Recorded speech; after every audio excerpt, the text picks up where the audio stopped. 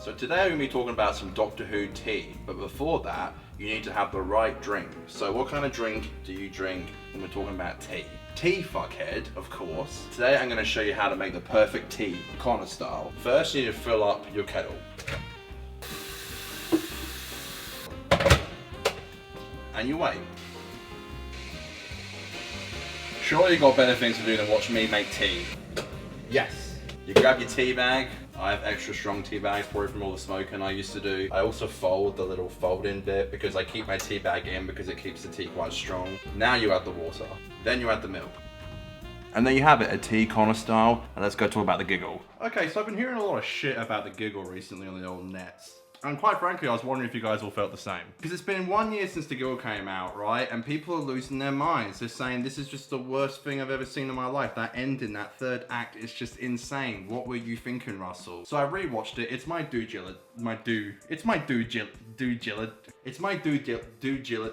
diligence.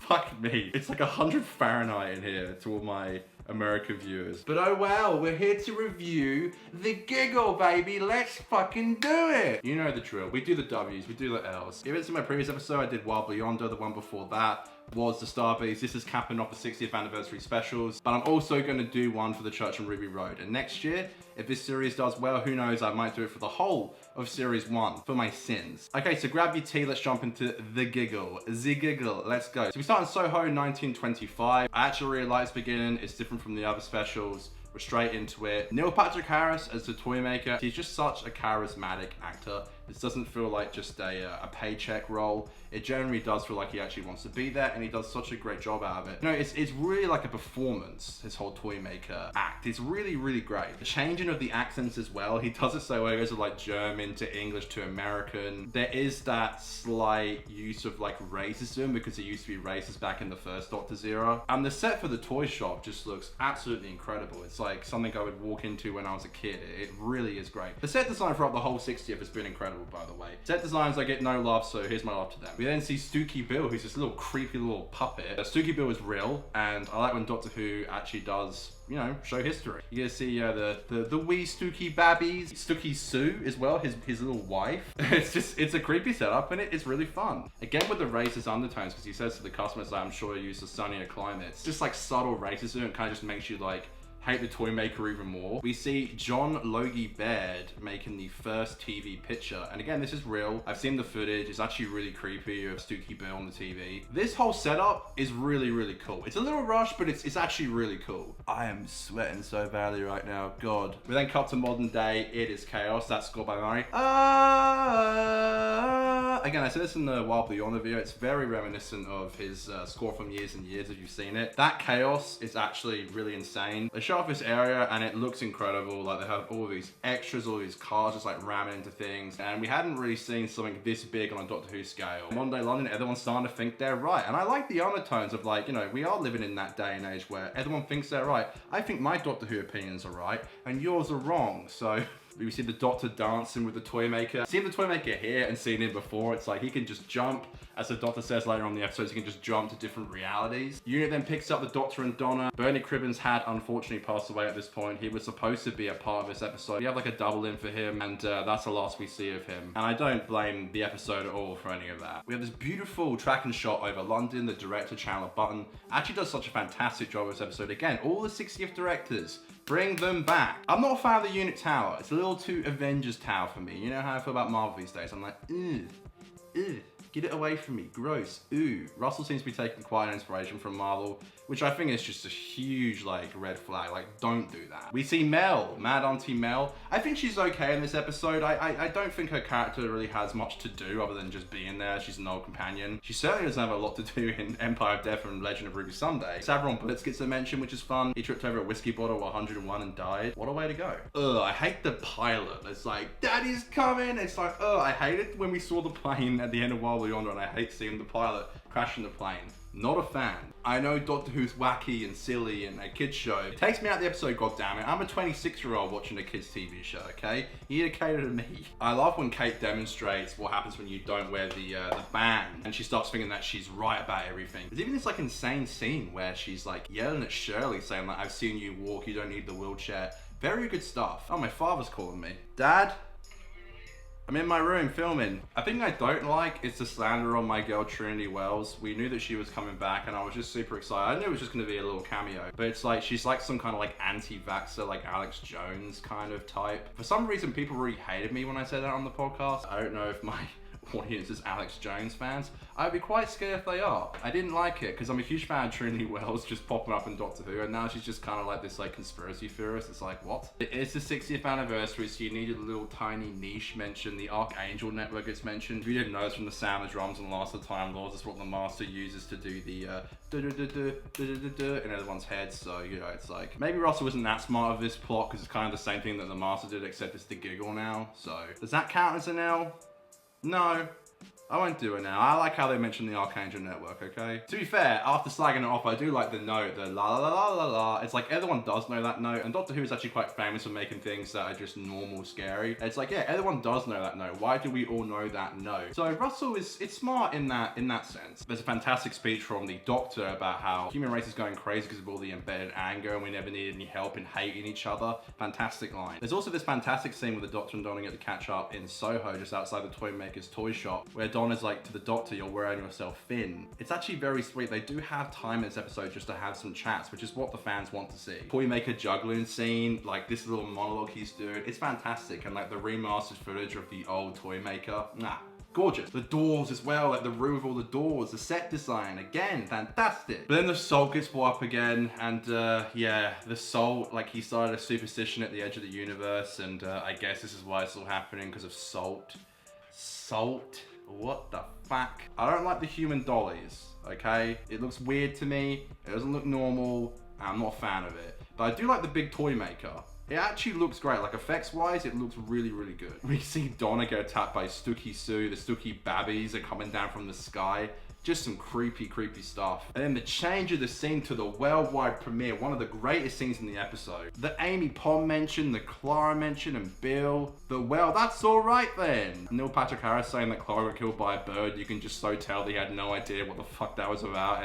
But it works though. It's like super funny, but it works. Not Stooky Bill, but Lady Bill. And the Flux mention, all the planets getting cut. Okay, maybe this is a 60th special. Who knows? Who knows, Connor? Stop being a hater. He trapped the Master in his tooth, his gold tooth.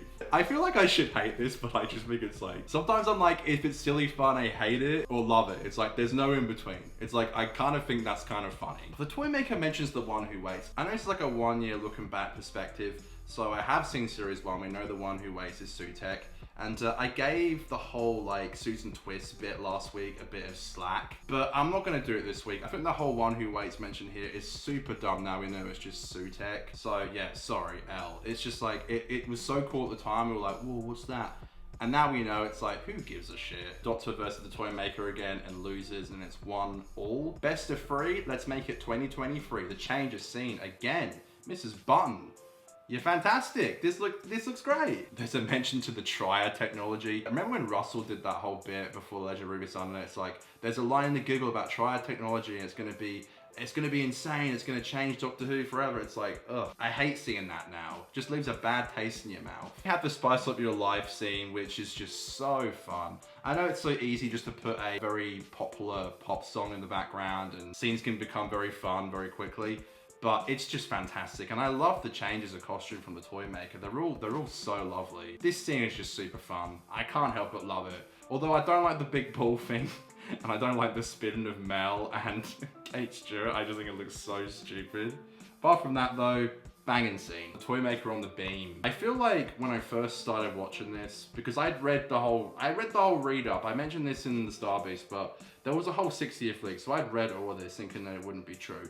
And it was. So I knew everything that was gonna come, but I was like, yeah, this is kind of where I feel like the episode's gonna kind of take a turn, and it does. The Doctor's like, we can be celestial. I love David Tennant. I think he's one of the greatest actors of all time. He is incredible as the Doctor. He is so perfect. That one line though, I think it's so dumb. And I think even David Tennant couldn't pull it off. We can be celestial. It's like, ugh, what cringe dialogue. And then Doctor gets shot. We all knew he was gonna be regenerating to Shooty. By generation, What on God's script? What is this? Still to this day, we don't know what it is, a whole year later.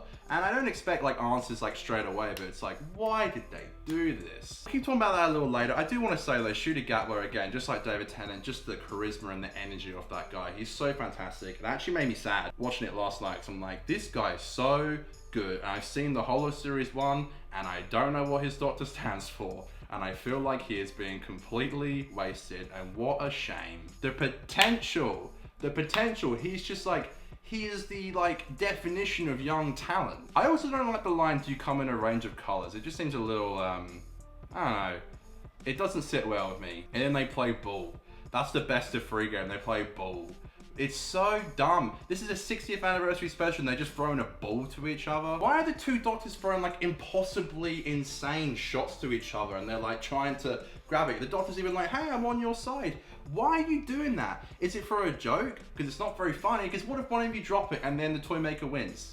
Then what? But they win and the toy maker becomes Flat Stanley. And look, I really hope the toy maker returns. I would love to see him again. I feel like I haven't stated enough just like how great Neil Patrick Harris as the toy maker is. He's so charismatic. And then we get this scene in the TARDIS afterwards where it's like, what are we gonna do? There's 2 of us. This has never happened before. And there's just a list of random names, like Adric gets dropped, River Song, Sarah Jane, Rose. It's like, it's just so cheap. It's like, oh, we're in a 60th special, let's just name a ton of, let's just name Adric. And this is the first time they've mentioned Sarah Jane since Elizabeth Sladen passed away. And I think it wasn't handled well at all. It's just so lazy. And I don't like it. I can't see the doctor settling down and just having like a normal life. And like, he goes from like, I don't want to do it to like, okay, I'll do it. This whole bi-generation thing, it makes no sense. I don't know what Russell's doing with it. It feels like they had David Tennant in like a in case of emergency break glass thing. It feels like the show isn't ready to move on without David Tennant because he's like their lifeline. But we have this new doctor with Shooter Gatler, and it seems almost a little bit, in my opinion, a little bit offensive to bring in Shooty and then be like, oh, but also the old doctor hasn't regenerated yet. I know it's David Tennant and he's the old doctor, but it's like, he's still gonna be here because we don't know if it's gonna fully work with you. That's just how I perceived it. I don't know if other people saw it that way. I'd be quite mad if I was Shooty, but the old face came back, I guess, because the doctor was burnt out, and it's like Donna's theory that's why it came back, because the doctor's like run himself in. By the way, that's just Donna's theory. There could be a whole other reason that his face came back, but we won't know because Donna's like, I think it's because you're burnt out, and the doctor's like, yeah, you're probably right. What if it's not that? What if it isn't? Then what? And then they get a second TARDIS? Why? This is like ridiculous. It's so silly. A second TARDIS? What are you, nuts? What? We see the jukebox as well in Shooty's TARDIS. That literally never gets used. We know from scripts that got released on the 61st anniversary that they're supposed to use it. And deleted scenes as well, they're supposed to use it, and they don't. The doctor just gives up and lets him go. It's like, all right, you go and I'll go retire. And it's like so rushed. And you're like, I just need a second to know what's going on here. Like, this has never happened before. And this is whack. It's like Russell saw Timeless Children and was like, hey, hold my beer, all right? This is gonna be nuts. This is gonna be pretty crazy. Let's change the rules again. Let's do it again. Changing of the SD cards, as Russell T Davies also changed the rules of the game again. Oh, there's also this cringe line from Mel. I'm sorry, I feel like I'm just hating now, but I love Doctor Who, by the way, did I say? But it's like, where's he going? And the Doctor's like, everywhere. Oof. We then cut to this like cringe. It is just cringe. I'm sorry. It's like, Russell saw like, you know, like the Christmas dinner scene from Christmas Invasion where everyone's like eating Christmas dinner and it's like, and I woke up today. And it's like, it really works. And it's like, you just have this like family vibe. Here it's not working at all. It opens with the Doctor doing this like eyebrow story. It's like, I mean you no harm. I'm guessing it's supposed to be funny, but every time I watch it, I'm just like, this is painfully ridiculous. It's just trying so hard to be the Rose family scene, and it's not working. And Russell doesn't get it to work with Ruby's family either, so. Something that he was just so famous for in the past, he's just failing at miserably now, that family soap opera vibe. The Doctor bought a house, I'm not sure with what money. I could just never imagine the Doctor owning a house. Am I crazy? Am I the only one who's like in this, like, I just think that's so insane. And then this really pissed me off, okay? This doesn't make any sense, right? So the David Tennant's Doctor stays back on Earth to do like therapy and fix himself, and not be in any wars or get in any trouble, right? And then a couple of seconds later, Rose is like, oh, we went to Mars last week. What literally happened last time the Doctor with that face went to Mars? Literally genocide, dude. That is ridiculous. Like, are you kidding me? It's like, how many stories we see where the Doctor's just on like a random trip somewhere and something bad happens? That happens all the time. Even Mel's like, oh, we went to New York. The Doctor's been in New York tons of times and it's always gone to shit. And I know that they couldn't have Wilf in it, but it's like, Sylvia's like, Wilf's off shooting moles. And he must be very fucking close by because you can literally hear the gunshots. Is he next door shooting moles? They're in the middle of like central London. And in the capital off, there's like this scene. It's just like Russell's contradicting himself. There's this scene also where Donna's like, do you miss it? Do you miss traveling? He's still doing it. He's literally still doing it. Like, I know I'm just like this 26-year-old sweating and ranting in his room about a kid's TV show, but he's still traveling. Like, he's going to Mars, he's going to New York, and like shit happens because he's the Doctor and he has a time machine. He always runs into trouble. That's what happens. This is Doctor Who. But then it ends. It's sweet, I guess. And if this is the last time we see David Tennant's Doctor, then okay. But I just hate the idea there's just another one out there. Like, why in The Legend of Ruby Sunday and Empire of Death was there not any scenes with him? Like, surely the Doctor was like, I could use some help. Let me get the old me out of retirement. It just doesn't make any sense. And what, every time the Doctor regenerates now, is it going to be like a bi-generation? There's so many questions. It's so dumb. They shouldn't have done it. And then Ncuti flies off. And as much as I love Ncuti Gatwa, I can't help but feel like, do you remember when like David Tennant regenerated into Matt Smith and Matt Smith's like, Geronimo! And there's like that twist and shot, it's like, dun dun dun dun dun dun dun dun, and you're excited. You're heartbroken about David Tennant just regenerating, but you're so excited for the future. I didn't feel that here. I wasn't excited for the Christmas special last year when it was in like a couple of weeks. But yeah, that's how I feel about it. Okay, Connor back from editing. What an insane 180 that was. Kind of why I love doing this, because the Star Beast was a draw, while Beyonder it got so many more W's than L's, but this, it's like, that was crazy. Like, it was doing so well into that third act. 38 W's and 40 L's. It's like, that third act completely destroyed it. Like, the episode is actually really good, but I just think the ending and the bi-generation just completely ruins it. It's a no from me. Sorry. Well, that does it for my 60th wrap-ups. I would give the 60th this sentence. I would say it was extremely underwhelming and not at all what I expected. Sometimes you should be careful what you wish for, because all I ever wanted was for Russell to return. Although I think he's done some really cool stuff with RTD2, I think there's a lot of stuff in here that I'm like, what on God's green earth is going on? Everyone's talking about the show being cancelled at the moment and Disney dropping them, and I don't want to be harsh, but it's like, maybe they just have themselves to blame. And Russell being like, it was a good experiment. It wasn't supposed to be an experiment. This was supposed to be the thing that made it work. Like, I feel like literally since Matt left, and I love Peter so much, he's my favorite Doctor, but like, ever since Matt left, it's like, something's been going on. It just feels like a nosedive in plane. And I really thought that we were gonna, like, you know, with Russell go back up, but it seems like we're just still nosediving. But who knows? Thank you for the patience on this video. The Church on Ruby Road review will be out on Christmas Day. You can all go and watch that instead of spending time with your family. Until then, I'm a sweaty mess, and you know what I'm gonna do? Just turn this right. Oh my God. That is literally heaven. It is so hot. I think it's like the hottest day ever in Perth history. Like, literally, it's like stifling. Thanks for watching, everybody. I sound like a Dalek. Exterminate. You are an enemy of the Dalek. Bro, I need to get a fucking life. See you next time. Bye.